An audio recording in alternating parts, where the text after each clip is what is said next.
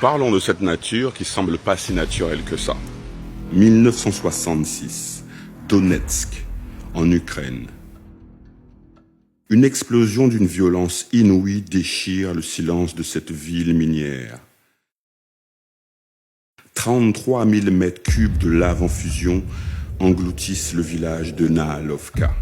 Mais attendez, de la lave en Ukraine? À l'époque, quasi silence médiatique, information classifiée. Pourquoi selon vous? Parce que cette catastrophe révélait une vérité que l'industrie minière mondiale voulait à tout prix dissimuler. Les déchets miniers de cette industrie se transforment en volcans mortels. Il y a eu juste un petit mot d'un directeur de l'Institut universitaire de géologie qui disait ça. Une éruption volcanique dans le plus strict sens du terme. La scène autour m'a évoqué les derniers jours de Pompéi. Pompéi, oui, vous avez bien entendu.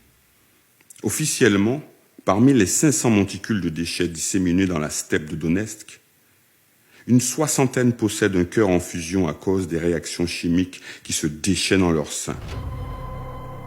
Une soixantaine de bombes à retardement, rien que dans cette région. De facto, ce qui a explosé à Nahalovka n'était pas un volcan naturel. C'était un terril ou un crassier.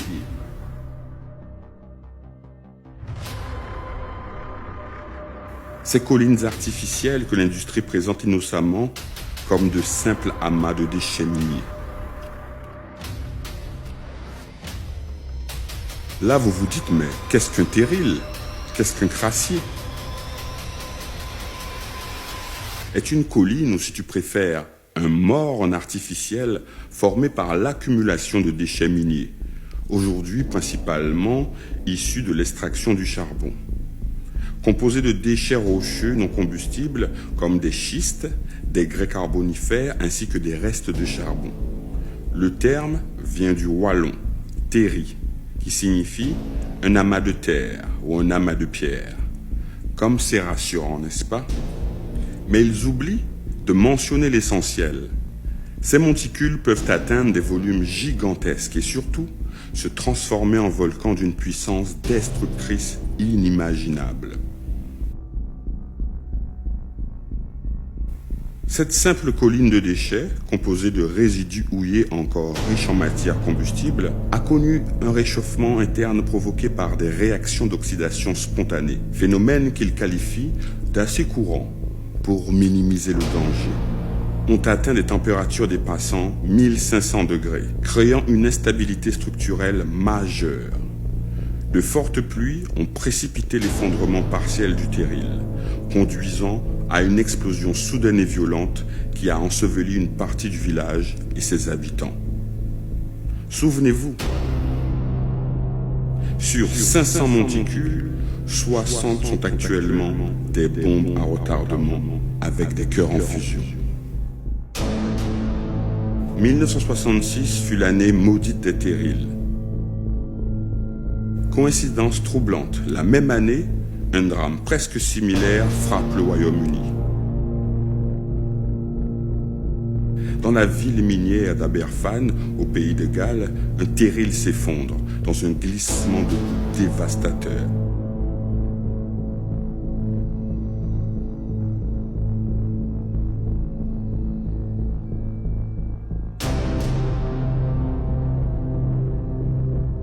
Netflix a même osé reconstituer cette tragédie dans la série The Crown, saison 3, épisode 2. The people of Aberfan deserved a display of compassion from their queen.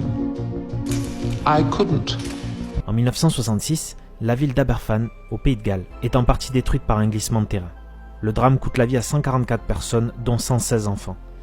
Élisabeth refuse dans un premier temps de se rendre sur les lieux. Mais face à la pression populaire, la reine finit par rendre visite aux sinistrés une semaine plus tard.